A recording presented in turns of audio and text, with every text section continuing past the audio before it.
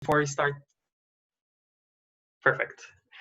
Hi, welcome everybody to our first event of this season 2020-2021 of VanBug. I'm going to start by asking everybody who is not of our speakers or is not asking a question to remain on mute and to turn off their video. So I'm going to start now by sharing my screen here. So let's see. Is it visible? Everybody can see this? Okay, cool. So I'm going to start by doing a bit of introductions. So welcome to VanBug for today, Wednesday, September 16th, 2020. First, I'm going to have a bit of announcements, and then we're going to have our introductory student speaker, as always. And after this, we'll have a featured talk by our faculty speaker, Dr. Rayan Chikhi. And then after this, we're going to open the floor for people if you want to still stay around, hang out, try to network in this weird format. So the way that this is going to be is that please reserve your questions at the end of each talk. So for the student speaker, we're going to have a 5-minute question time at the end of her talk. You can ask questions in the chat. You could raise your hand, and then we'll ask you to speak up if you would like to speak with audio and video yourself. And we have a number of co-hosts here moderating all of our audience here. So for the introductory speaker, we're having Courtney. She is a graduate student from Drs. Donald Yap and Dr. Marcel Bally's lab at UBC. And Courtney is going to be talking about her under the title of Clinical Protein Nanoparticles, Creating a Tunable and Reproducible Microfluidic Synthesis Method. And for our main talk today, Dr. Rayan Chikhi is going to be presenting his work on efficient indexing of K-mer presence and abundance in sequencing dataset. So it is my great pleasure to introduce Dr. Rayan Chikhi. He's going to be as our first event of this 2021 season. I first met Rayan back in 2018 in Paris at the Recom conference, where back when putting hundreds of researchers in one physical room was not yet that terrifying. So Rayan then was the program committee chair of Recom's RecomSeek, which was a great conference. I had a great time there. It was actually personally, it was an amazing experience because it was my first time presenting a paper at a computational biology conference. So Rayan Chikhi is a brilliant computer scientist and computational biologist. Rayan studied computer science at the ENS Institut in Rennes, where he got his PhD. After that, Rayan Chikhi joined the great Paul Medvedev's lab at Penn State University as a postdoc. And from there, Rayan joined the French National Center for Scientific Research as a computational biologist. More recently, Rayan started his own research group at the Pasteur Institute in Paris, France, with focus on sequence bioinformatics. Rayan has produced many genomics tools and algorithms that some of you might recognize. So these cover areas such as assembly. So you have Minia Assembler or Beacon software package that constructs the compacted de Bruijn graph very efficiently, or the underlying package for these two softwares, the Genome Analysis Toolbox, or GATB. Some of Rayan's more recent work focused on similar genomics and transcriptomic sequencing problems, but with a focus on long-read sequencing. from Oxford Nanopore Technology long reads and PacBio long reads. So it is really like my great pleasure that Rayan is presenting for us today. But before we start with the talks and the presentations,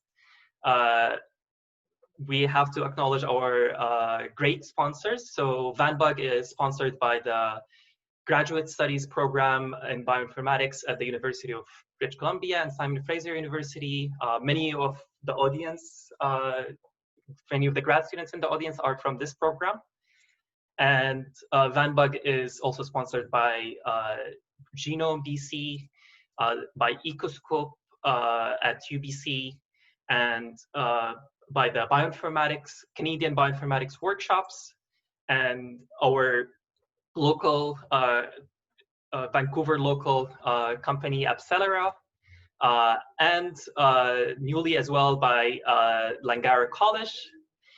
We also want to point out that VanBug is affiliated with a number of different institutions. So we are an affiliated regional group at the International Society for Computational Biology, and we have two sister groups in both Montreal and Toronto at Monbug and Torbug. So with that, I would like to give the floor for Courtney. Please take over. Let me see if you can you share?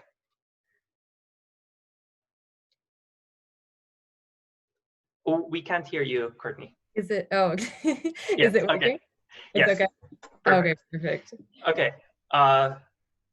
So yeah, please take it over. Thank you so much. Great. Thank you so much for inviting me. As you can tell, this is not a talk that actually has to do with bioinformatics, but I hope you find it interesting and engaging. And if you have any questions that you don't get to ask me now, or if you're interested in nanotechnology, please feel free to reach out through my email. So jumping right into the talk. So I want to start off with talking about why we actually use, what is nanomedicine and why do we use nanomedicine. Then we're going to get into protein nanoparticles specifically. Then we'll talk about kind of the elephant in the room for nanoparticles and talk about the current challenges that nanoparticle syntheses are facing right now. Then we'll go over what kind of hypotheses and objectives we created in order to tackle those challenges. And then of course, we'll talk about the results that we got, as well as, oh, I think this is timing for some strange reason. There we go. And then of course, we'll talk about kind of like where we see our project going in the future. So first, let's talk about why we actually use nanomedicine, and from like a cancer standpoint, what are we using it for? So here we have our protein nanoparticle in purple, and we have our drugs loaded, in this case cisplatinum, with another nanoparticle. And we have this as an injectable formula. And so essentially what happens is a patient will get a cancer diagnosis, and then you'll inject the nanoparticles and they'll accumulate specifically at the site of the tumor. And then depending on what they're loaded with, this could, if they were contrast drugs, they could improve imaging. If they contain therapy, of course, we would hope for localized therapy. And all in all, the goal is essentially to have, to improve our cancer killing capabilities. So nanoparticle and nanomedicine is an extremely broad topic. As you can see, there's a lot of different characteristics that you can vary. So you can vary the size, the shape, the charge, the material that the nanoparticle is made of, the surface chemistry, as well as what the nanoparticle is actually carrying, so the cargo. And so your nanoparticle design will actually influence where it ends up in the body, what kind of capabilities it has. So some of them, for instance, can actually generate heat, as well as what kind of cells it's going to be interacting with. So these are all very important characteristics when you're considering your formulation. So I always get this question, and a lot of people ask me, are proteins actually relevant to the nanoparticle like clinical area? And they are. They're a little bit later in the game than a lot of other nanoparticles, such as liposomes. But nab-paclitaxel, which is currently the only clinical formula used here in Canada today, is a combination of albumin as well as paclitaxel, so a chemotherapy drug. And it was originally discovered in 2000 and was approved in 2005. And so it's kind of nice to have this pioneering protein because it kind of showed us how our protein would actually get to the site of the tumor. So it could extravasate and get through those like leaky gap junctions to the site of the tumor, or it could be taken up by a cell and get to the tumor through transcytosis. So this is really the protein traveling through the cell itself. And so with every kind of nanoparticle system, you're always going to have positives and negatives as to the system that you actually use. So some of the positives to using proteins as your nanoparticle carrier is its biocompatibility and low toxicity, if you choose your protein correctly. Next is the biodegradability of it. So of course, a protein can be broken down to its fundamental components and actually used by the body in a non-toxic way.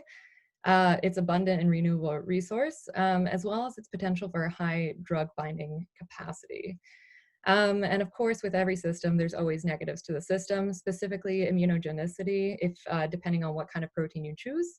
And the ones that we're particularly focusing on right now is the hard to control particle size and batch to batch variation. So I think we should probably start with talking about what kind of protein we're actually interested in. And the protein that our lab works with is Zyme. So Zyme is a protein that's found in corn. It's found in specifically the endosperm, and it makes up 70% of the protein content in the endosperm. So it's extremely abundant and renewable and easy to extract. And so the reason why we actually chose this particular protein is because it's hydrophobic and it's made up of these 9 alpha helices, so the image on the right. And it makes this really interesting barrel shape where the interior is more hydrophobic than the exterior. So it has a great potential for loading capacity of hydrophobic chemotherapies. And so really what we want to do is to take our protein and have our drug of interest or our nanoparticles that we might want to incorporate it into it. And then we have in our other phase, so our aqueous phase, our stabilizers, and we want to be able to combine these to make nanoparticles that'll act as carriers. And so this talk starts off, so that it's in the title that we're using microfluidics. And the question is, why do we want to use microfluidics? And I know all of us have seen a beaker before. But my student was very, very skeptical, and she was telling me, okay, well, I know that you have like maybe some different forces at the center of the vortex versus the like anywhere else in the beaker, but how much does that actually make a difference? And so the diagram to the right is just to show that there are that you have different forces acting on your protein sample depending on where you pour your sample into the beaker. And so I took my student aside and I was like, I love your skepticism. Let's show you what actually happens. So we just did 2 different trial numbers and I set up the system for her. And so we had our aqueous phase in the beaker and she poured the protein phase into the beaker. And so at first, trial 1 happened and you can see it was around 100 nanometers in size. And she was like, wow, like look how accurate this is. We don't have to do microfluidics at all. And I was like, oh, okay, hold on. So I got her to do a second trial using the exact same batch of proteins that we had used previously. And I was like, okay, try to pour it as accurately as you can into the center of the beaker or near the vortex. And so the second time that she did it, you can see that the size tripled. So it was around 300 and there was quite a lot of variation within that sample. So this is one of the reasons why we want to use microfluidics is because the reproducibility between batches is horrendous. So that leads us to our objectives. So what we really wanted to do was to make a system that would be reproducible no matter like how many batches you put through them. We wanted the system to be tunable. So like I had mentioned, different properties of the nanoparticle, including its size, can influence where it ends up in the body. And lastly, we wanted to make it functionable. So we need to be able to cover this protein with stabilizers so that it's able to withstand physiological conditions. And so we hypothesized that this wide channel microfluidic mixer that I had identified would be able to achieve this. And so the diagram on the right, or the flow chart, shows that first we put our system through our microfluidics chip. Then I centrifuge it just to get out any aggregates that formed. And then lastly, we confirm the size of the nanoparticles by dynamic light scattering at the top, as long as electron microscopy at the bottom. And lastly, as a third check, UV vis. So what are the three major steps to actually form a protein nanoparticle? So there are three major steps, and the first one is the breakup of the droplet. So I always like having an analogy to sparkling water. So the bubbles will represent your organic phase that contains your protein, and then the water will be your aqueous phase that contains, well, some of your leftover stabilizers. So you have this breakup of your organic phase and aqueous phase. And then next is that your nanoparticle begins to precipitate. So the zyme is soluble in ethanol, but once you get to a certain level of ethanol, it'll precipitate out and form this nanoparticle. And that is precisely what's happening. So you're having a diffusion of this ethanol from the nanoparticle. And then next is if that ethanol does not diffuse fast enough, you can actually have something called coalescence occurring. So that's where you have semi-formed nanoparticles that are actually going to interact with each other, and that interaction can lead to a larger aggregate. So now that we know kind of like how these particles actually form, I just wanted to show a couple examples of how tunable this system actually is. So we have our standard characteristics at the chart at the bottom right, and you can see these are the factors that we changed one by one to see how it actually affected our system. So we have the total flow rate of the system, of the microfluidics chip, the relative flow rate, so the relative rate of the aqueous to the organic phase, the percent of zyme present, as well as the type of solvent they're used, that the type of solvent that the protein is in. So I just have two examples here to our left. So the first is the zyme size varying total flow rate. So you can see that as you increase flow rate, you decrease the size of the nanoparticle, and this has to do with the nucleation rate of the nanoparticles. And then next, for the next graph, you can see that when you increase the percent of zyme present in the system, you're increasing the final size of the nanoparticle.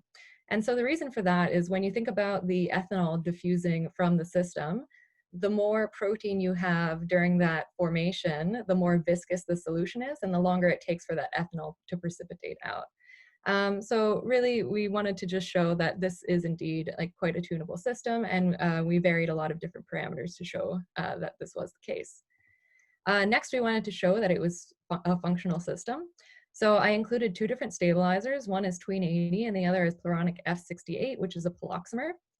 And so essentially what this protein does, or protein nanoparticle does, is when you introduce the nanoparticle to heat, it will swell if it's not properly stabilized.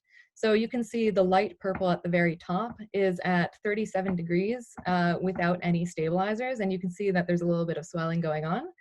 However, in the light blue, which has the stabilizers incorporated, there was absolutely no swelling that occurred, and there was no significant difference between when it was synthesized to when it was incubated for 72 hours in that high temperature environment.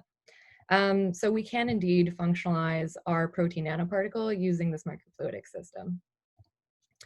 And so the last thing, and in my opinion, one of the most important, because it's very difficult to reproduce some of the data or some of the science that we see in papers, is that this is a consistent process. So these trials, so the trial number on the x-axis, this was actually over a period of 8 months. They all used different batches of the zyme in ethanol, and then all of them were put through the same kind of microfluidic chip.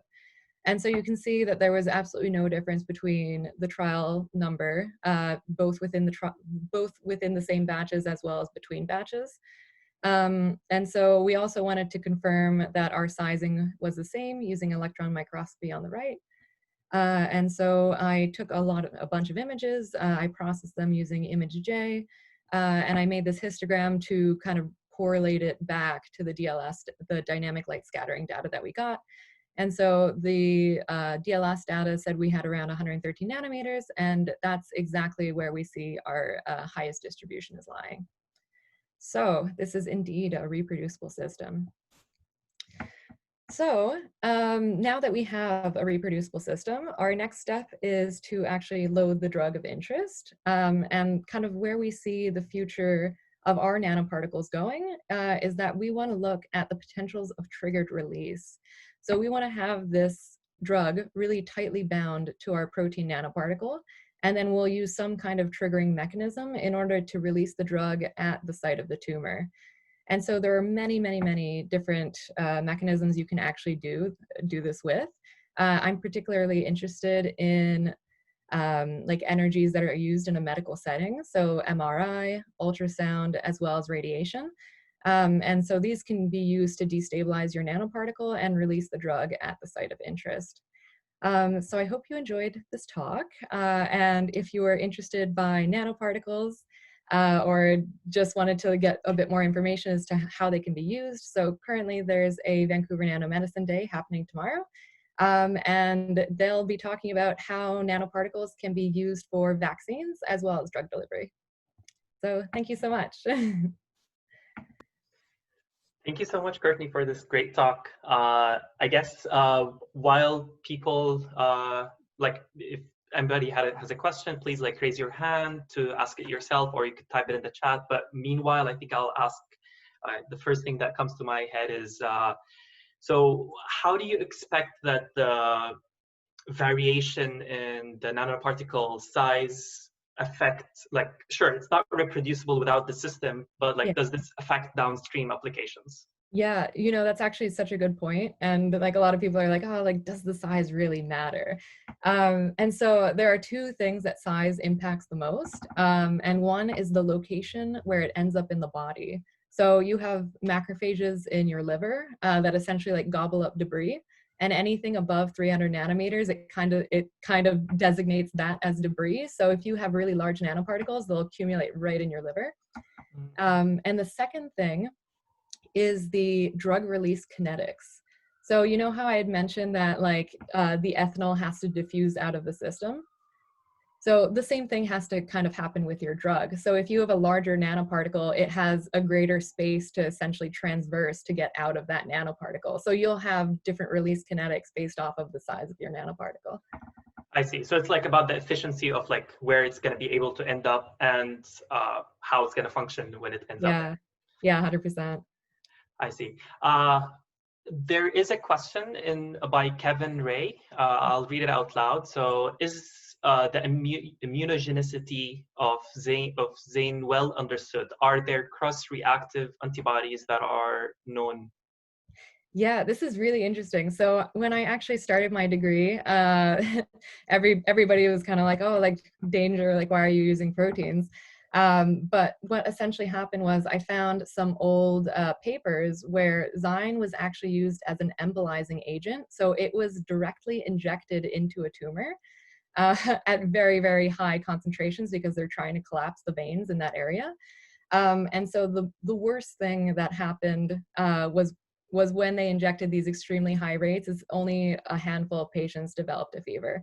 So there might be some immunogenicity, but this was only using extremely high concentrations and there were no like detrimental health effects. I see. I guess we'll wrap up with this related question from Faize. Thanks for the great talk. Has anyone tried to use nanoparticles in model animals or in vitro cells in Petri dish? Yeah, definitely. So like that's kind of one of our greatest interests, is that this is like a clinical model and people do want to scale up and actually get it in the clinic as a formula. So it's kind of an emerging technology. So lipid nanoparticles, which are the most common nanoparticles, got into the clinic in the late 1900s, and then we just got these protein nanoparticles into the clinic in 2005. So yeah, this is still very much like an emerging technologies, and I think there's still a lot of drug formulas that can be developed. Okay, well, thank you so much. That was a great talk. So I guess we'll give the floor now to Dr. Rayan Chikhi. Can you share your screen and unmute yourself?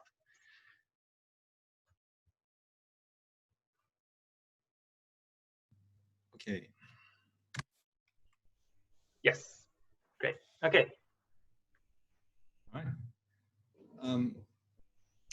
By the way, so okay, First of all, good evening or good morning to all of you. And by the way, Bara, thank you so much for the very nice introduction. Yeah, it's a pleasure to talk to the bioinformatics group in Vancouver. In fact, for a long time, I wanted to visit the city, the group. So I was eagerly waiting for an occasion, an invitation to come. So I'm very happy that I'm invited this year in 2020 when nobody can travel. Hopefully, like we'll have another opportunity to have it in person. Sure. Yeah, what else? Oh, okay, by the way, if you see a lot of names on the right of your screen in Zoom, you can click on the, I think, speaker view in order to just see me a little bit larger. I saw this trick earlier. Anyway, I will start. So the talk this evening, or this morning, is about efficient indexing of K-mer presence and absence in sequencing datasets.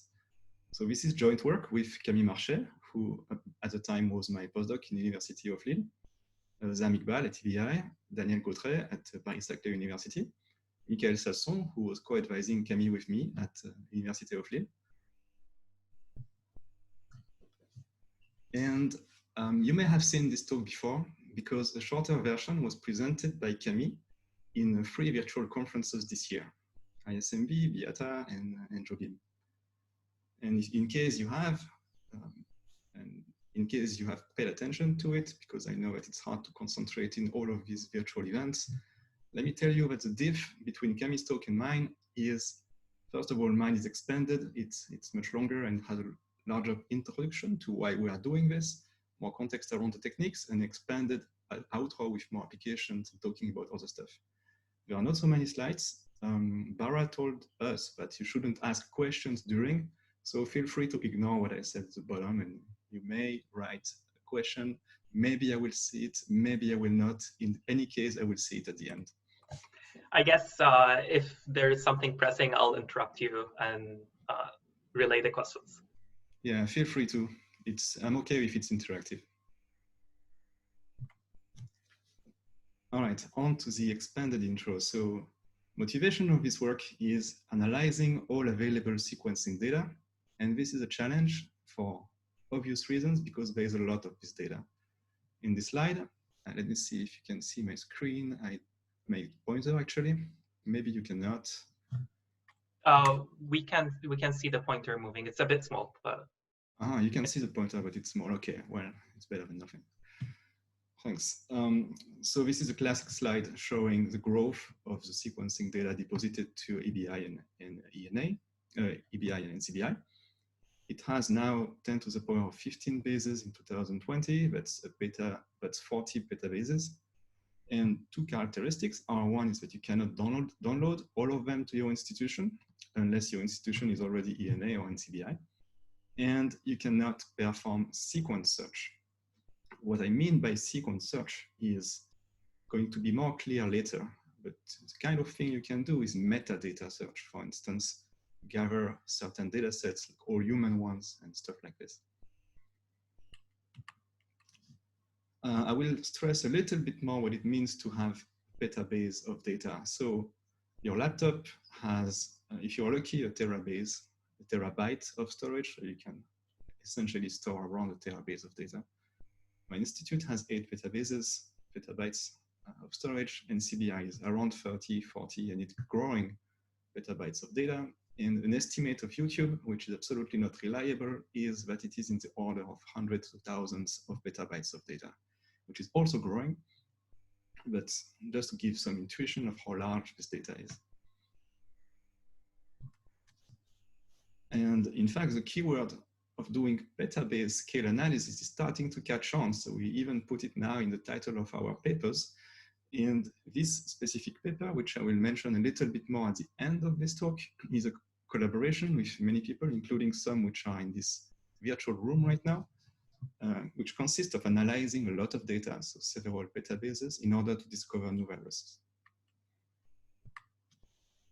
I'll also mention that this is not the first initiative that does this kind of very large scale analysis. There are other projects such as Recount2, TOIL, ArchS4, Meta-SRA, which were aimed at different applications, but also has the goal of analyzing, let's say, hundreds of terabytes up to petabases of reads.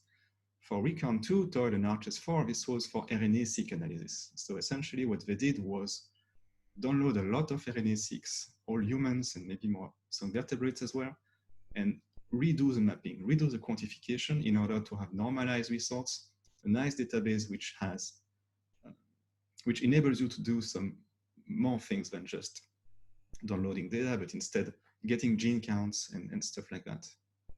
Meta-SRA is different because it aims at as it says, it aims at doing more metadata reanalysis of existing data. So all of these projects are very ambitious. They were ahead of their times. And I will now talk about how to do it a little bit more systematically instead of having a whole project set around a certain goal. Yeah, just to fix some orders of magnitude. So in the 90s, analyzing and sequencing a single gene was already difficult, but this was 30 years ago. Wow, time flies. And now in the human genome, when the scale of sequencing was around a gigabases, it was already hard at the time. 2015, it was possible to sequence collectively in the world, or if you are a very large organization, a petabase of data, which corresponds to 50K microbiomes. I will stress that while it is possible to sequence a petabase, it's maybe not as easy to analyze this data in a systematic manner without spending all the computing resources available in the world. And so this image is a little bit old, but it projected that in the 2020s, we would reach exabytes or exabases, or so, I mean, larger orders of magnitude of sequencing. I'm not sure if nowadays we have an exabytes of data collectively sequenced, certainly not in the SRA, but maybe the whole world has done that. And now we realize that certainly it's extremely hard to analyze such a data set, and we are lagging behind in terms of bioinformatics to achieve this kind of scale in terms of analysis, even though sequencing is progressing. And yottabyte is going to be fascinating in just 10 years. I can't believe we will possibly see such analysis, but who knows? And okay, so if you were able to have a database of sequences in which you could perform sequence searches, there are many types of applications which are exciting. And then here I'm just highlighting 3 of them. The one on the left is a paper in 2018, which looked at TCGA, so cancer sequencing data, RNA-seq, and it was aiming at finding fusion events across a large amount of RNA-seqs of cancer. Middle application is a big C paper with them, who indexed a lot of bacterial and viral genomes and also sequencing data for single bacteria. And using this index, they were able to perform search for antimicrobial resistance genes. A very huge experiment. Finally, the paper on the right from Roland Wittler uses compacted de Bruijn graphs to perform a new type of analysis, which is alignment and reference-free alignment, and also reference-free phylogenetic network inference.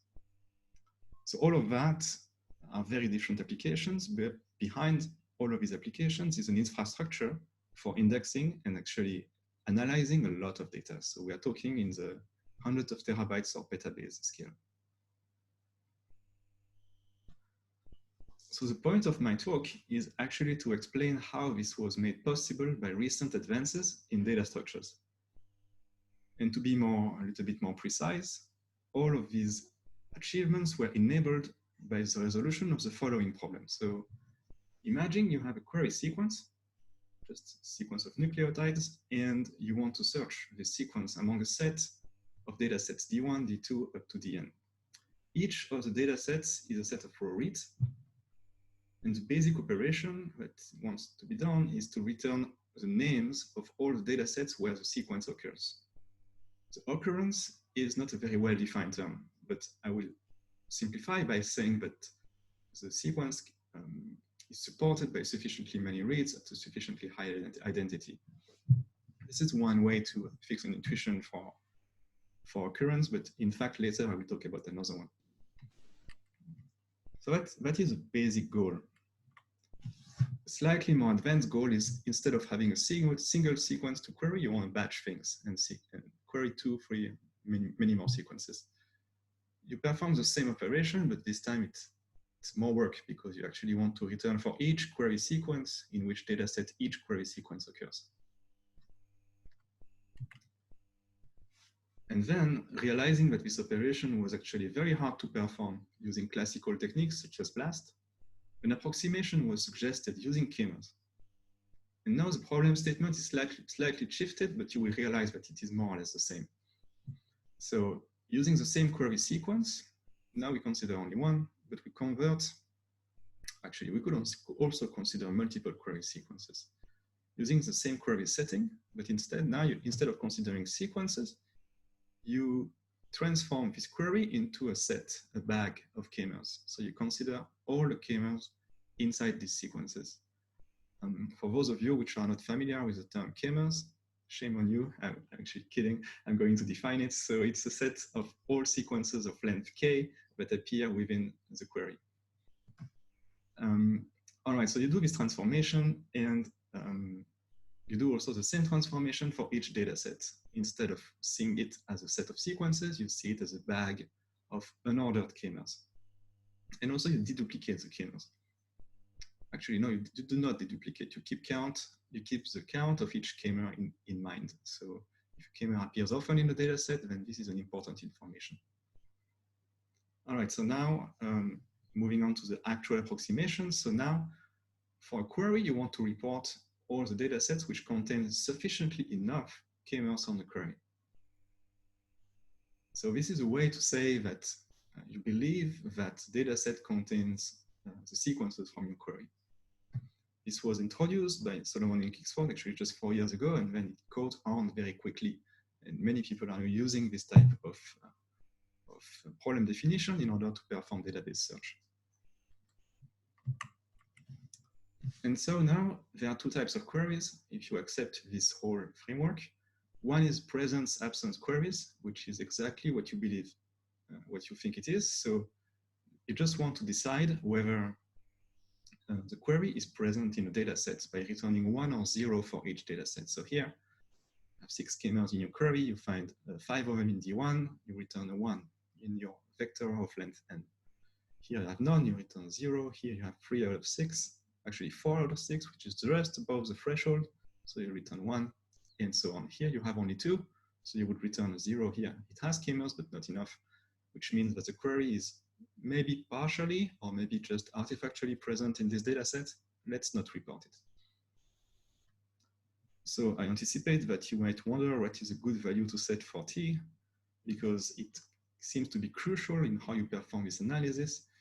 In fact, it's not an absolute value. What is typically performed is to require that like 80% or 70% of the K-mers seen in a query appear in a data set for it to be reported. So it's not an absolute threshold, it's a relative threshold, which makes sense. Beyond that, the influence of this threshold has not much been studied. So anyway, so these are presence-absence queries. Another very natural operation you might want to do is abundance query. So in this case, so you, instead of returning 1, you return the number of K-mers you've seen from the query in a data set. So here you find 5 of them, you return 5. Here it's 4, you return 4. And then here you might want to return just either 2 or 0 because 2 doesn't pass the original threshold. It doesn't matter because this data set is clearly not significantly containing your query. So now this slide introduces abundance queries, and we'll see shortly why this is an important query. But before we do that, I just wanted to be a little bit more concrete instead of showing you pictures, what it really looks like in practice. So you have a K-mer, it's just 4 nucleotides. Imagine your data sets are very simplified and they consist of 3 sequences, 2 sequences, and 3 sequences. That K-mer is present 2 times in D1, 0 times in D2, and just once in D3. So what you want to return in an abundance query is 201. Okay, that's what we do in actually practice. I may ask a question here. So typically in these applications, do you care about the count of reads that, like, do you do the counting at the level of the read, or do you do the counting at the level of the K-mer? I mean, like if one read has multiple K-mers, do you count it as one or do you count it as X K-mers? Yeah, no, that's a good question. So for transforming a data set into a bag of K-mers, if a K-mer appears 20 times, depending on whether it is on the same read or on different reads, it doesn't matter, it still appears 20 times. So repetitions, which are very low complexity K-mers, might be confusing, but if you choose K long enough, you normally don't have the same K-mer appearing twice in the same read. Even if it does, you would still report it appearing twice in the result. We also have a question from the chat. Yeah. Yeah, I see it. So do you have to rebuild your index for different K-mer sizes? Yeah, that's a good question. So I have not presented indices yet, but the vast majority of indices absolutely need to be rebuilt for different K-mer sizes. Typically K is fixed, and you will see, actually, maybe I will not talk too much about it, but in fact, you often do not want to change your K value. You want to pick one that is a good enough approximation for the queries I talked about earlier, and typically we'll pick around 31 or 21, something like that. And once you do that, then if you have good reason to rebuild, then you do it, but usually you do not have good reason to rebuild. At least not in the applications that I talked about and that I will talk about. Okay, so still to be concrete, how big a data are we talking about? So data sets can be from thousands to tens of millions. K is not the same K value as an assembly situation. So here we don't really care about very large Ks, it doesn't make sense. We want to be sensitive. So typical Ks would be around 20 or 30, and I don't really see why somebody would want to go to 64, but I'm just putting 64 as an upper bound on the type of K values we will use for indexing. Below 16, the K-mers are not often specific enough, so you won't have specific K-mers. Number of K-mers per data sets varies widely depending on whether it is a bacteria, a human RNA-seq, or a metagenome, but the orders are 10 to 6 to 10 to 10. Abundances also, depending on the precision you want to record, it's between 1 and, let's say, 65,000 number of times a K-mer appears in a data set. It's just to fix some numbers. Okay. Oh, another question in Slack, in this chat. Do these K-mer-based approaches for sequence comparison also for long reads that are more prone to insertions and deletion? I'm thinking ONT reads. Yeah, that's a good question. So haven't seen much K-mer indexing for long reads, although there are some works that have been using K-mers for long reads in general. So first of all, so when you map long reads to something like to a reference or to another long read, you actually use K-mers behind the scenes. So for instance, Minimap2 uses 12 mers, but they are not really K-mers, they are minimizers. So they're still doing, the program still does indexing of those short K-mers, but it's for a whole different goal than the problem I'm talking about here. As far as I can tell, these type of approaches that I will describe now today, they break down if you have a too high sequencing error rate. So this is mostly for short read, and in fact, short reads are a large majority of what you can access nowadays in sequencing data repositories like SRA. This will change in the future, and we will have to reconsider our assumptions. But for today, what we talk about is Illumina indexing. Yeah, another question was about read length increasing. It might be necessary to increase K-mer size accordingly to keep specificity. What read length are you using? Well, it all depends on what is available for data to index. If you're talking about RNA-seq, it can be anywhere between read length of 50 to read length of maybe 150, something like that. So this already sets an upper bound on your K-mer size. Of course, if you get longer reads, like the MySeq 2x300, and you only want to consider bacterial data sets sequenced using this type of technology, then you might want to increase K-mer size. But keep in mind also that as long as your K-mer is specific within the genomes that you're analyzing, then you don't really need to increase it further. And we know that specificity threshold for for bacterial genomes is definitely below k equal to 30. Actually, I'm being approximate here.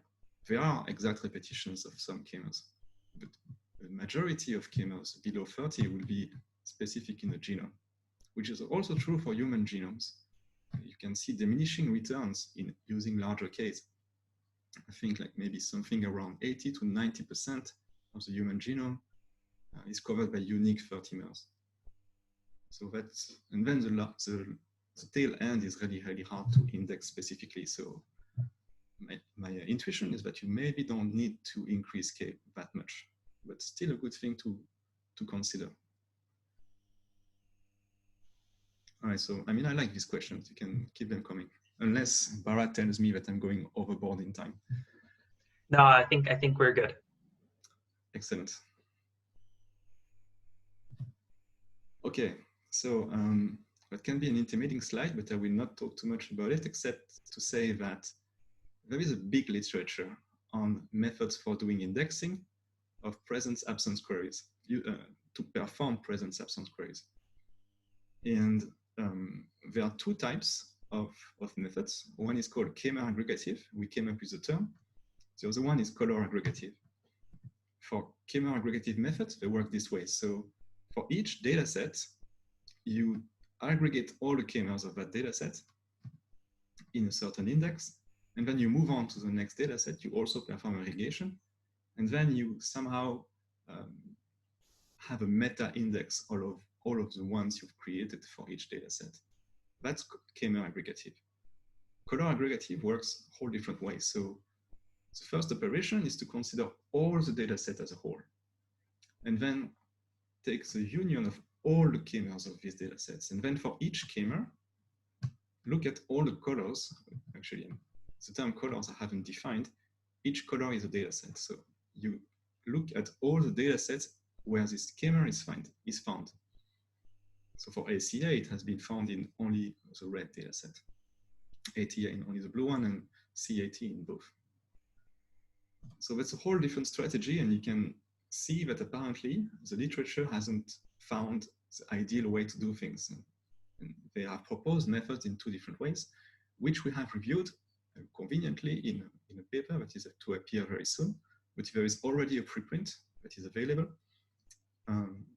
So if you're more interested in the literature, then you can read this paper, but I will already present some of the important methods in the next few slides.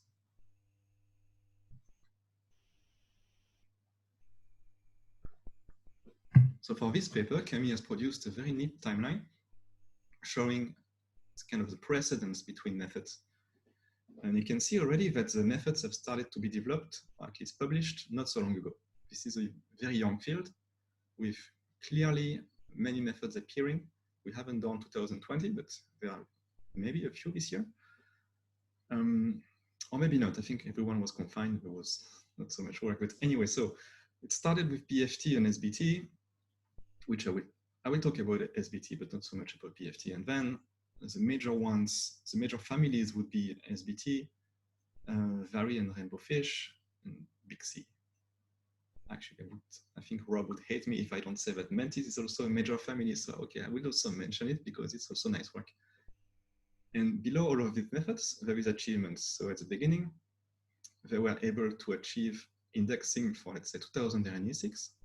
And then as the year progressed, you could see that other data sets could also be assembled, indexed. So there's metagenomes, Penn genomes of all E. coli, of many E. coli, and then really large sets of 400,000 microbes in Big C and 100,000 Salmonella in, I think this one was Varimerge. Question in the chat. Artem, so for something like K equal to, oh, a K-mer question, good. K equal to 20, would it be feasible to make an exhaustive K-mer index at the petabase scale?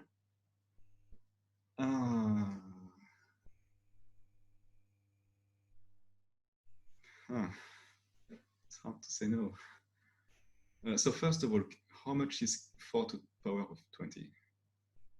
Are you saturating the space of all K-mers or not? If depending on the answer to this question,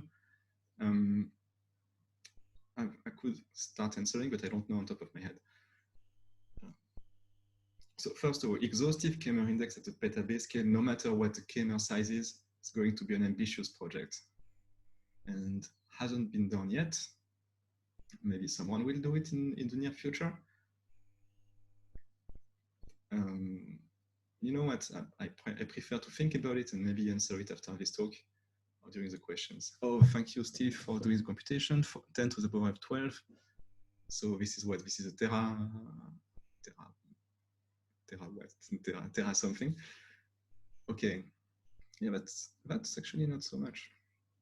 So you could, if you had a lot of RAM, you could index all of these schemers, and then you need to allocate the memory to actually associate some information to these schemers, such as which data set they come from, or maybe which species they come from. And then the space taken to actually construct this set of values might be huge. So I'm guessing that with hundreds of terabytes of RAM, you might be able to achieve something, but this kind of machines maybe do not exist yet. So I guess the draft answer to your question would be maybe in a few years, maybe not this year, at least not on a single facility of cluster. But that's a good question. Okay, yeah, moving on. Yeah, well, I need this slide. Reason why I want to introduce Bloom filters is because I'm going to mention it in a few other methods later. So if you haven't seen what it is, no need to go into big details. I will just mention that a Bloom filter is a way, consider it as a black box, is a way to transform a data set into a vector of bits. And this transformation enables a simple operation, which is to determine if any K-mer, here in this example, let's see GTA, is present in D1 or not in constant time. So as you can see, this is a building block for doing the type of queries that I mentioned earlier, but at a single dataset scale. One thing to mention is that you can only determine the presence, but you cannot determine the abundance. It doesn't make sense to, for technical reasons, it doesn't make sense to change this one into a number that is higher than 1. Make a very large oversimplification here. Bear with me because I'm not talking about collisions and other technical details, but it will be enough to talk about this for what follows. So I'll just mention two quite famous in the field data structures for performing the queries that I talked about earlier. One is SBT, sequence Bloom trees. It's one of the first ones to be introduced. What they did is take a Bloom filter per data set, arrange them in a tree. And so each data set had its own place as a leaf. And then the intermediate nodes of that tree corresponds to the union of data sets in the children of that node. And then you construct a Bloom filter of that union. So for instance, this node here is a union of 2 leaves. This node at the root corresponds to the union of everything. Why is this useful? It's useful because using this kind of data structure, you can determine if any K-mer is present in all of your data sets in time sublinear in n. N being the number of data sets, so here 4. What I mean by that is consider a K-mer which maybe maps to the first position in every Bloom filter. Then you can determine by just looking at the root, then since there is a 0, and since the root is a union, it means that K-mer mapping at this position is not to be found anywhere. So in a single operation, you can determine that it belongs to none of your n data sets. If it does belong to the root, then you need to actually examine the children of that root and so on. So sometimes you may need to perform n operations, but in some cases you do not. So that's a neat idea to perform efficient queries. It's just one of them. So that was SBT. I'll now introduce BigC, which is a different way to perform things. It's bit slice genomic sequence signature index. And what they do is similar in spirit. As you can see, they also construct Bloom filters of data sets. But this time, instead of organizing things as a tree, they organize it as a matrix. So here, Bloom filters are seen as bit vectors. And you can just concatenate them as rows of a matrix, and you have a matrix. And why is this nice? Is because then you can determine the presence of any K-mer in in all the datasets by just accessing one local piece of information. What I mean by that is that you can access a column of your matrix. So if you store your matrix in a certain way, using columns, column-wise, then you can access any column in just one access location in your structure. And because of memory locality and other, or maybe disk locality and stuff like that, you can actually perform this query very efficiently. You still query n bits, but those bits are very close together in your machine. So that's a neat other trick to perform large-scale indexing.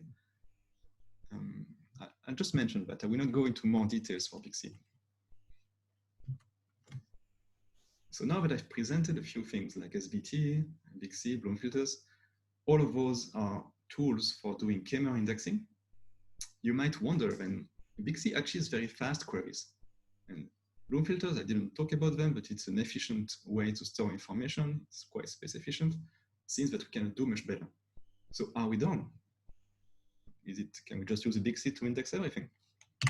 Fortunately, no.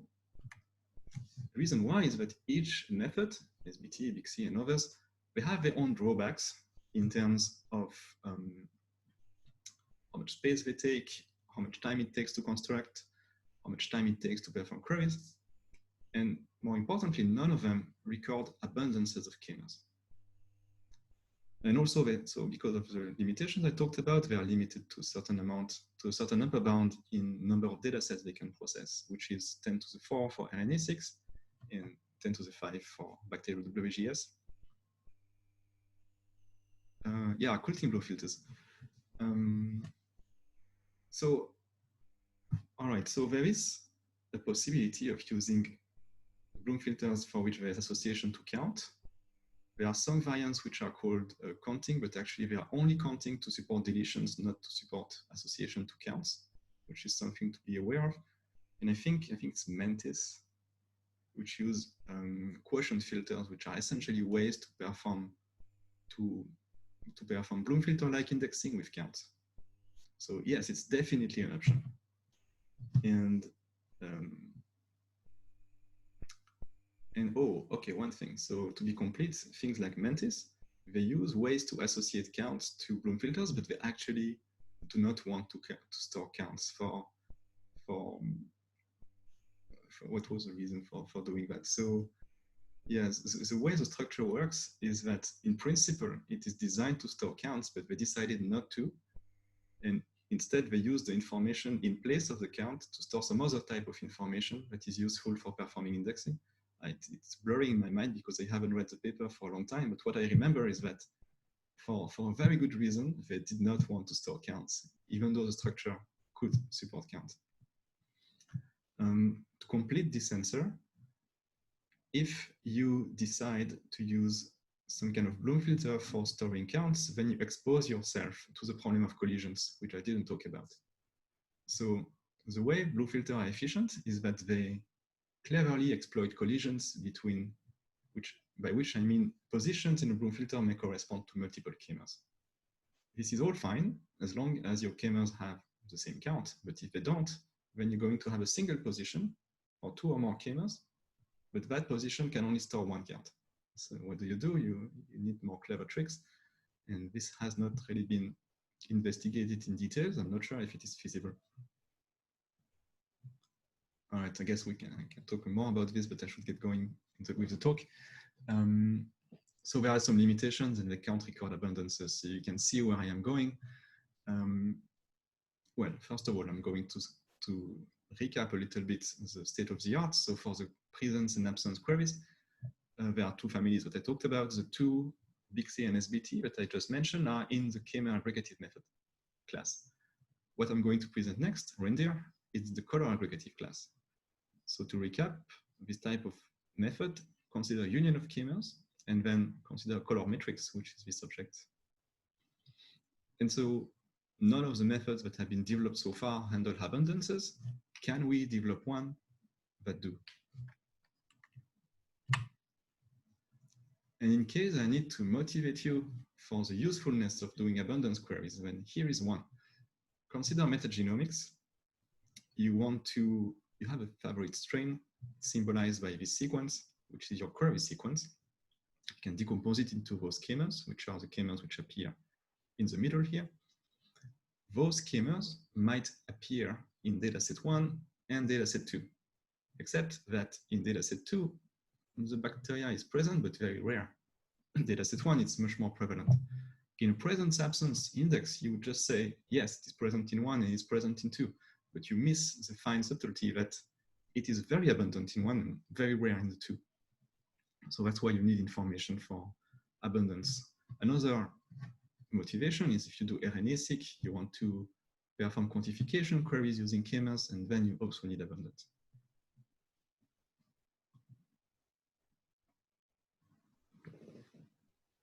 So how much time left do we have? Like 20 minutes or so? Yeah. Okay, good.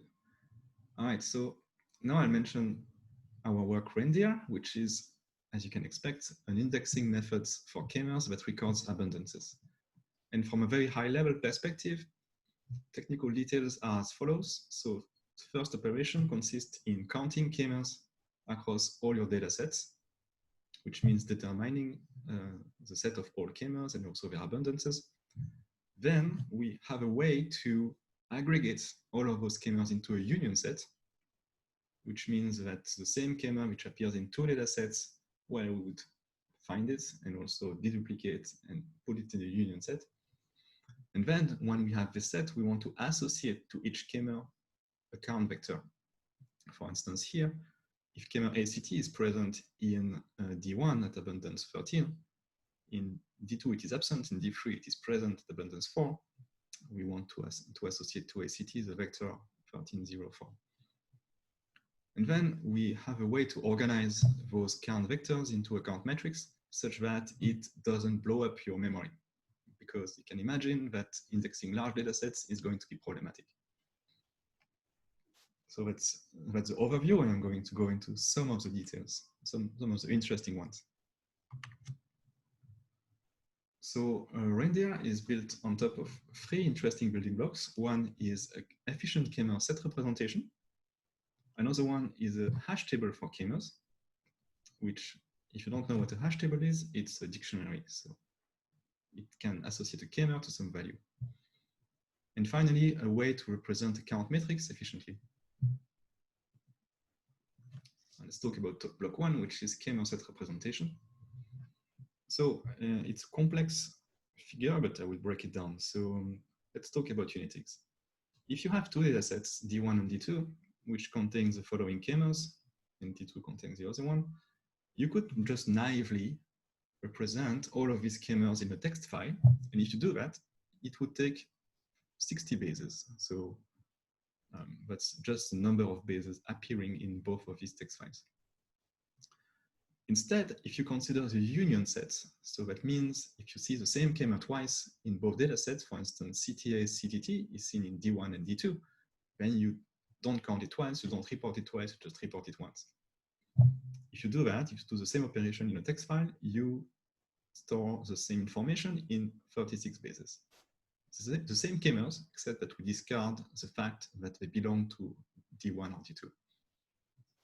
36 bases is nice, but we can do better.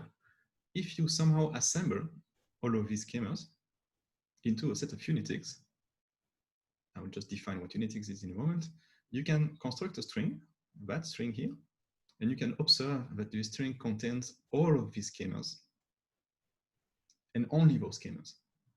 And representing that string is very efficient because now you don't waste information with the overlaps between K-mers. So 11 bases. And now just to define unitics a little bit more formally, it's, if you're familiar with assembly, anytime a K-mer has an unambiguous extension, it can be part of a unitic, to the right or to the left. Here, this example is very simple because all of the K-mers have either no extension to the right or to the left or a single one. So you have a single unity. It can be more complex, but I'm not gonna go into these details for this talk. So unitics are one way to have an efficient K-mer representation, but turns out, and very recently, people have observed that it is not the only way. And pretty much at the same time, two groups, Carol Brinda and others, and Paul Medvedev and student Amateur Raman have proposed USTs and simpletics. And Paul has defined an overall framework for both of these techniques, which he calls spectrum preserving string sets. And I just mentioned that there are fascinating techniques to provide a framework to compactly store K-mer sets. So this is more advanced than Unitics because they allow to create a string that contains exactly and only your K-mer set of interest, but that string is actually longer than Unitics. So we don't go into details as how this is done, but it's a very interesting set of work. I mentioned that this is not an index. Once you have done this K-mer to string transformation, you can list the K-mers, you can enumerate them, but you cannot search within them. There is no mechanism presented here that performs search. And it also doesn't keep abundances, but then you could keep them in other ways. So we build on top of this representation in reindeer. And so what we do is that we introduce what we call monotics. So apologies for people who are tired of names finishing by ticks, but this is a new one. And what it is a spectrum preserving string set that is able to preserve count information. What I mean by that is in the union K-mer set that I considered earlier, some K-mers were associated to D1, some to D2, and some to both. We cannot ignore this information when we want to represent counts. So if we were to naively compact all of these K-mers into a single unitic, we would have kind of a chimeric unitic that contains K-mers from D1, some from D2, and some from both. We don't want that because it makes indexing counts within that unitic more complex. So instead, we propose to represent this set of K-mers into strings, which have the same flavor as unitics, but they are not unitics. And each of these strings can be associated to a single count information. So here, this corresponds to dataset 1, and more specifically, corresponds to a certain count value in dataset 1. Here, this string contains only K-mers that belong to both datasets, and also the same count values. So this is abstract, but this gives the intuition. I will not explain how they are constructed, except I'll just mention that in order to construct monotics, it is possible. And we use a greedy algorithm that is based on minimizers, but introducing and talking about minimizers is beyond the depth of this talk. So if you want more details, let's chat later, or let's see the paper. Is it the same count for monotics? Yeah, great question. So ideally, yes, but consider this. So if you have two K-mers which have more or less the same count, plus or minus 1, you kind of want to associate them to the same monotic, right? So what we do is actually convert your K-mers into unitics, then average the count of all the K-mers inside the unitic. The assumption is that in a unitic, you don't expect variation, except in some pathological cases. And then once you do this averaging, you associate back this average to all of the K-mers, which is a way to smooth count information across K-mers, and then you can easily merge together K-mers having the same average count inside the monotic. Great. Another question was, if you had large enough number of data sets, would you end up with one large single monotic? Well, no, because as soon as you have a K-mer which is in a data set but not in another, then this would break your monotic. So monotics are really things that are monotonous. They appear in the same subset of data sets. They appear as the same counts. If all your data sets are the same, and if all your data sets are, let's say, the same genome with no variation, then yes, you would get a single monotic. But that's not really an interesting case. You could do other things. So the idea here is that we often end up with monotics which are slightly longer than K-mers, which is good for what we do later. And we get a lot of monotics. I have a question here. Do we have any theoretical understanding or even intuition to what does it mean to have like good set of monotics, in the sense like you could always have like each K-mer its own monotic, you could always like build them up, but like, is there like a way that you build them up in a certain way that would make them less good? Yeah, quick answer is that we didn't study it formally. It just worked in practice. So I'm assuming, yeah, there would be other ways to do the averaging of counts, the other ways to do the greedy assembly in order to have longer monotics, and then we would save more space. We haven't studied any of that. We just went with basic intuition and showed that this is possible to do this. I'll mention that in the two papers concerning SPSS, there is a little bit more formalism and more generality that is worth looking into. But they don't talk about monotics, but still the same kind of ideas can be used. But yeah, no, great question, and I think it's computationally possibly interesting things to study. Okay, so monotics, how are they used? Pretty much how you would expect. So have your union set of K-mers associated to count information. You can construct monotics as I talked earlier. And then what we'll do is associate to each monotic a count vector. Since by construction, it is associated to a single count vector.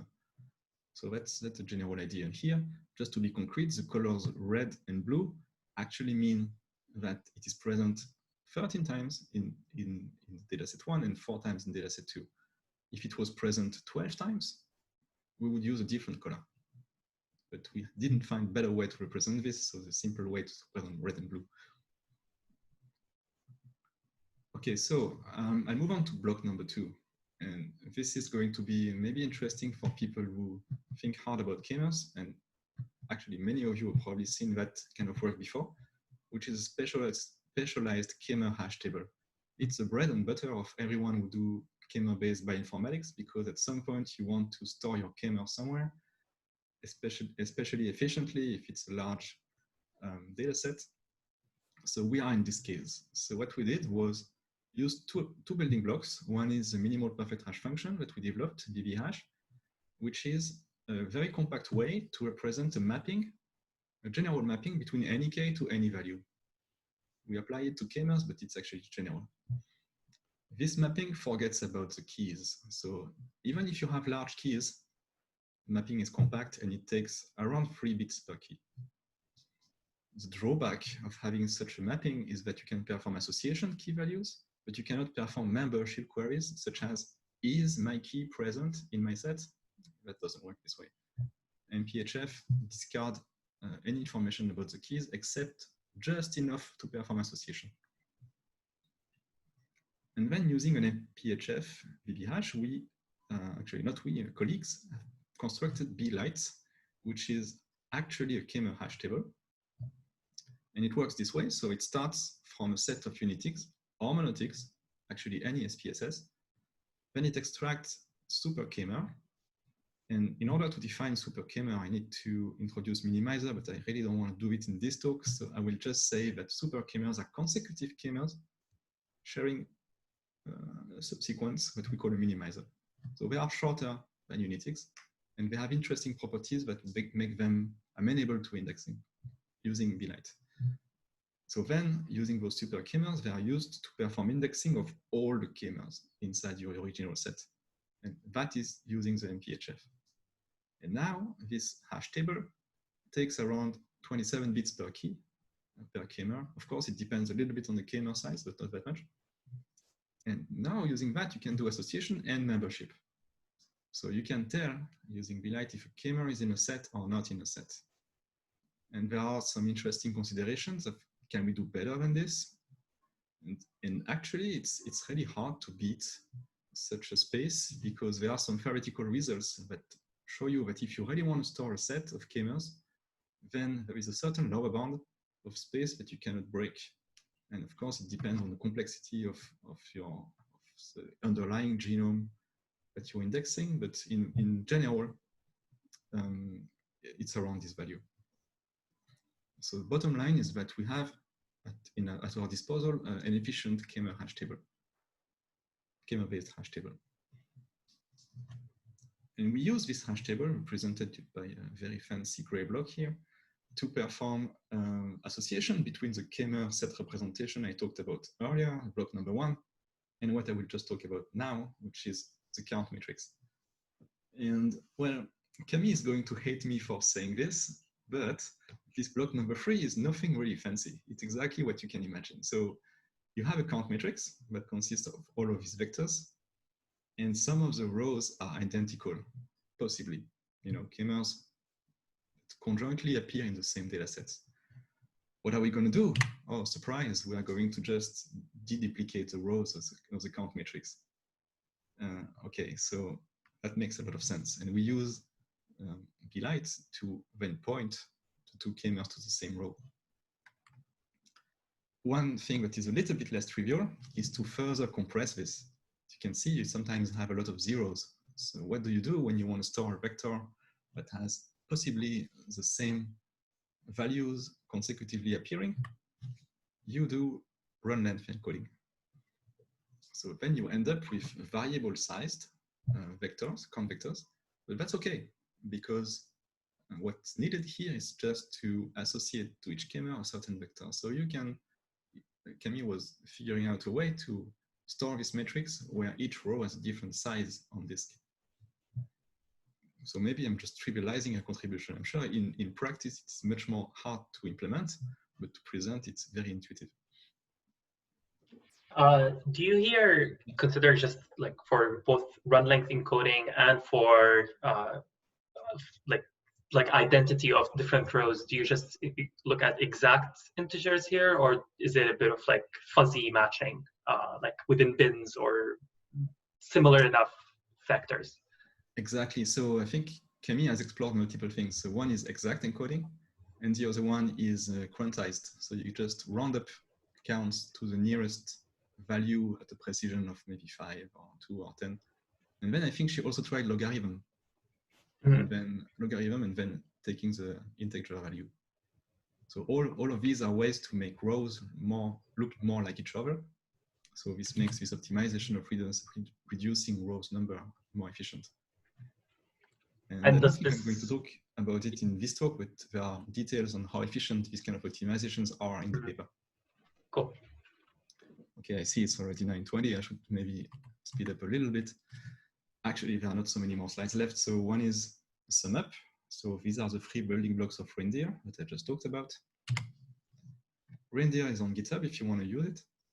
That's just a screenshot of GitHub that shows how you want to start it. So it's, as you can see, command line asks to index a set of unitics, a set of read data sets, and you ask to run unitics for you. Input is a set of FASTQ files. You can also take unitics directly.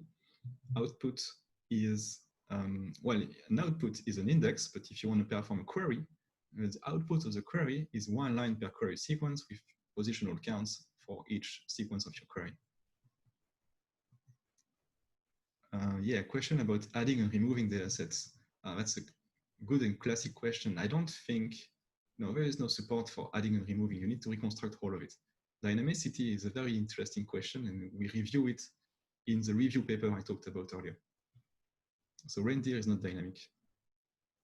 How about clustering the matrix rows such that a row is representative of differences plus other differences from the representative?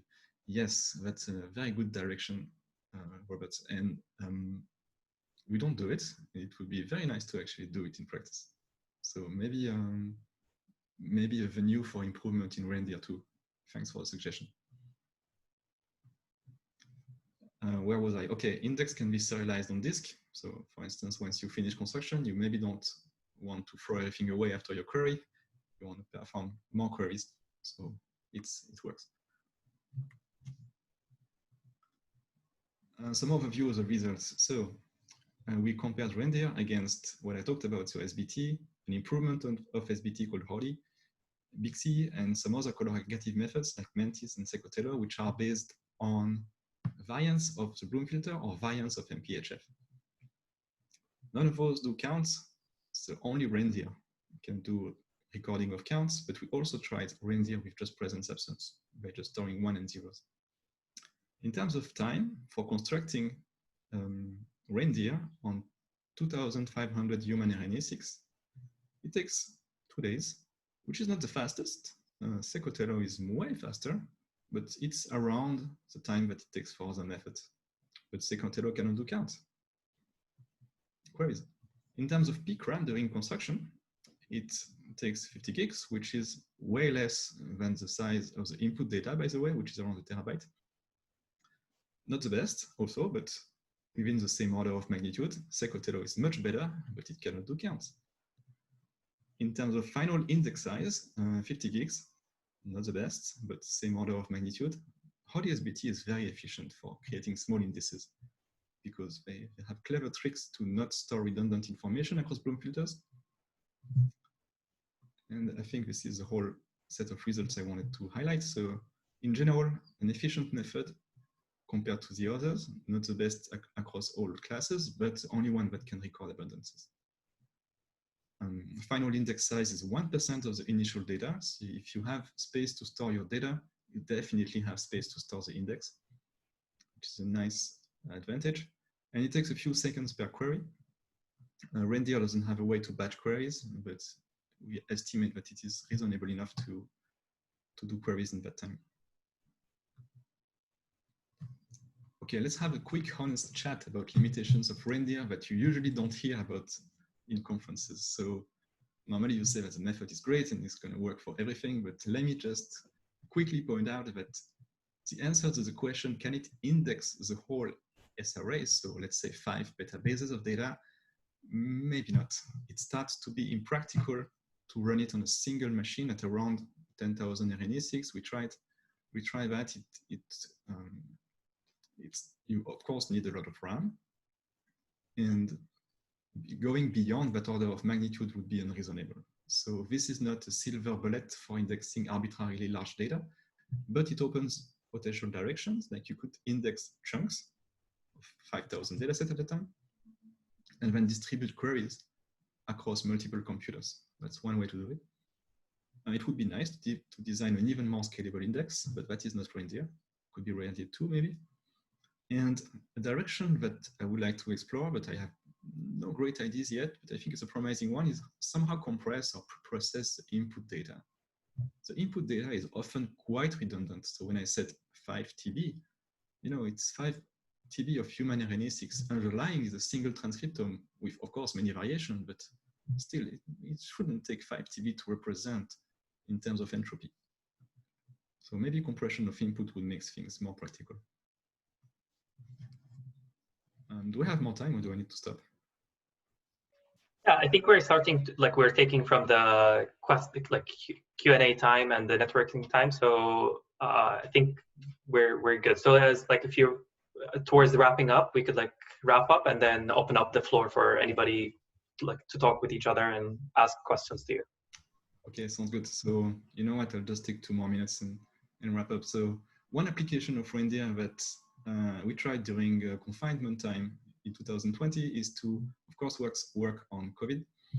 And we indexed many amplicons and RNA-6 of patients from COVID and produced a user-friendly interface. So COVID here is not the official name, but the one I just give to it. The official name is COVID-19 seq search, that is available at this URL. It looks a little bit like this. You can input your sequence. It runs Reindeer in the background and output results. And, you know, just to show a little bit what it looks like in a real application. So if you search a non-deletion inside the SARS-CoV-2 genome at position 1605, it's a deletion of 2 bases. If you look at the deleted allele, it is present, in fact, in some datasets at different dates. In this graph, so in the x-axis, each bar corresponds to a single dataset, and the y-axis corresponds to the abundance of K-mers from that query, corresponding to the deleted allele in that dataset. So if you see a red bar, it means that dataset has a deletion. So you can see that this deletion is present in many datasets, but somehow randomly, it makes much more sense to actually slightly change the visualization and sort datasets by countries. And you can see that this deletion is mostly present in Germany and the US, and sometimes appears in Australia, and clearly not in China. Okay, let me also mention quickly, okay, this is a whole different thing, but could not resist at least mentioning it one slide. So this is not reindeer anymore. This is serratus. The only common thing, it's about petabase scale analysis. And this time it's not indexing, it's alignment. Discover novel coronaviruses. And let's say the tagline would be, reindeer doesn't work for the whole SRA. You cannot create an index. No worries. Let's just download everything and align all of SRA to a pan genome of viruses. This is exactly what the group Serratus has done. And this is a diagram of the architecture using NCBI here and a lot of Amazon resources to download, align, and process. So more details will be found on a thread I made on Twitter or in the preprint. Okay, quick mention of perspective. So obvious long-term would be to index all of SRA, like Artem asked in a question. We are not there yet. Medium-term would be to have more scalable indexing techniques, better than reindeer. It's definitely possible if you think hard about it. The tools I would like to have today, which are building blocks, which I think do not exist, but if they existed, I would definitely review this paper favorably and use the tool. One is efficient compression of collection of unitics. We store a lot of unitics. They are extremely redundant. They take a lot of space at Pasteur. I want to get rid of that space. Is it possible to compress this data? Fast, compressed random access to huge integer matrices. This is way beyond bioinformatics, but we have an application for it in reindeer, for example. And there are some libraries, but it would be even better if we had some more efficient representations. And finally, this is not really reindeer related, but a fast Burrows-Wheeler construction for large input. As far as I can tell, existing VWT construction algorithm, Burrows-Wheeler, they work for tens to hundreds of gigabytes, but maybe not much more. Can we do better? Possibly. And this is it. So thanks very much for your attention. And also I will mention thanks to Camille, who's made majority of these slides, especially the ones with bold titles. Thanks for the organizers of Vancouver Bioinformatics Group for inviting me and hosting this. And well, I'll take any question. Thank you. Thanks a lot, Ryan. That was a great talk. So yeah, I guess now it's going to be just open floor for people to ask questions. So I think, Faraz, you've raised your hand. You have a question. Do you want to? Yes. Yeah. Thanks, Ryan. It's a great talk. So my question is actually in the scalability, right? So you were saying that at about 10,000, you know, it's getting harder and harder. So do you think that if you have the relevant data, like the data sets, right? I can imagine that much of your storage and improvement is if they are close to each other, your counter, like your count matrix will be much smaller, right? So, I mean, you can think about like in terms of cancer. So let's say that you have prostate, you have breast cancer. So there's RNA-seq is much closer to each other than probably breast cancer. So if I built my index for one of them and I built one for the breast one, which is you were suggesting that you have this multi-distributed system, they should be actually much smaller, right? Have you ever considered like pre-processing to find like some similarity between a data set before building the index? Yeah, that's a great question and potential direction.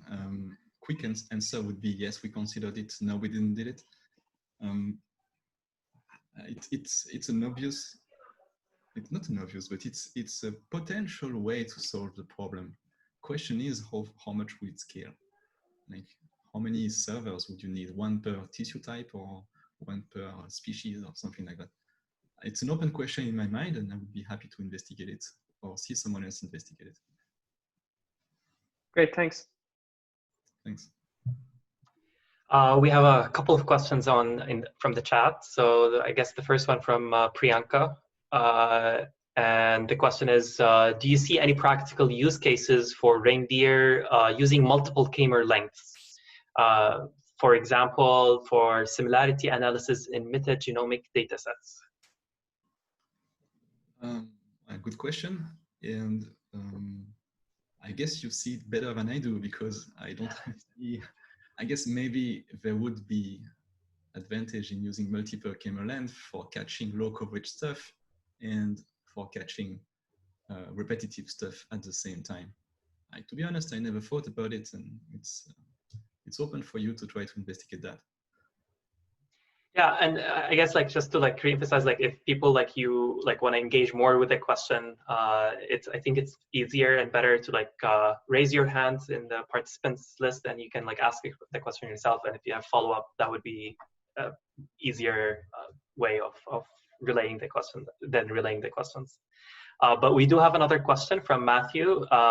Are there any tools that use count min sketches, which from what I know are similar to Bloom filters, but can keep count of hits?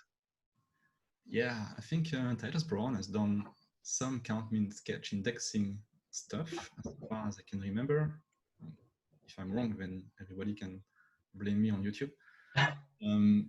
As far as I can tell, in the list of all the methods that I presented earlier, none of them use count min sketches, even though, as if you're a computational scientist, you would think, let's try this, right? Feel free to try, and let's see if it's competitive. To be honest, I do not have any idea if it is what could go wrong, essentially, because you could try a big C-like approach and using count min sketches instead of Bloom filters, and maybe it would just work. It would take some effort to implement, but it might work. I guess I have a question about about some of the results that you showed. So do you have a sense in terms of like what breaks when you scale up? So like, and like, yeah, like how does it break? Like, is it just like, is it linearly scaling up with like your RAM and time usage, or is it more like something else, something more scary? Yeah, well, it's, you know, it's expected to be linear in a few parameters. One would be total number of distinct K-mers across the union set, total number of color classes, duplicated color vectors. So these are two important parameters. There are multiple possible breaking points. One would be light, because you cannot arbitrarily scale your input. After all, it is a hash table that records all of your inputs, so it needs some amount of memory. The other potential breaking point is a count metric representation, but as far as mentioned, you could break it down into smaller chunks and distribute that. But if you don't do that, you're going to end up with one heck of a large matrix. So in my experience, and I think Camille Marché would be better advice than me to answer, but in my experience, construction of the color matrix is right now bottleneck when I use the software myself. V-Light seems to be doing quite well. I see. See if there are any more questions, and so we'll wait a bit and like just I guess we can also like stop recording if that makes people more comfortable, because like I think that's like the post official component of VanBug.